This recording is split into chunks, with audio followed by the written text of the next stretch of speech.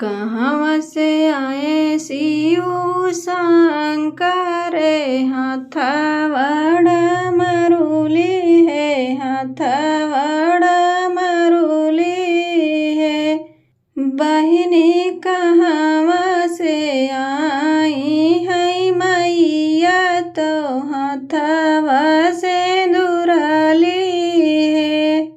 पर्वत से आए शिव शंकर हथवड़ मरुली है, हथवड़ मरुली है। बहिनी विंध्याचल से आई है मैया मोरी, हथवा से दुराली है, हथवा से दुराली है। कऊ चढ़ी आए शिव शंकर हथवड़ मरुली है, हथवड़ मरुली है।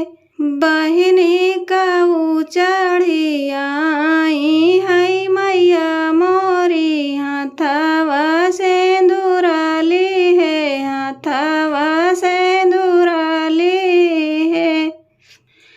नंदी बैल चढ़िया मैं शिव शंकर हथवड़ मरुली है, हथवड़ मरुली है।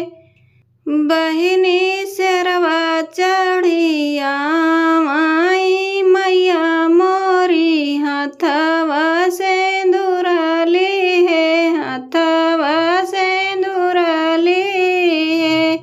कहवा बैठायो शिव शंकर हथवड़ मरुली है, हथवड़ मरुली है। बहिनी कहवा बैठायो मैया पानी, तो हथवा से दुराली है।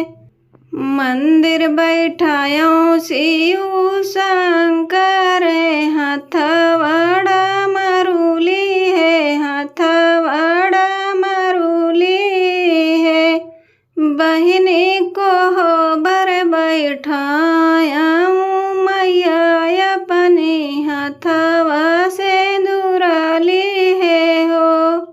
कौने मांगने मांगो शिव शंकर हथवड़ मरुली है, हथवड़ मरुली है।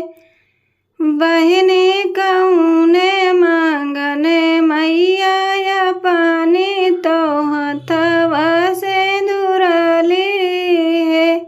गोदिया ललन मांगो शिव शंकर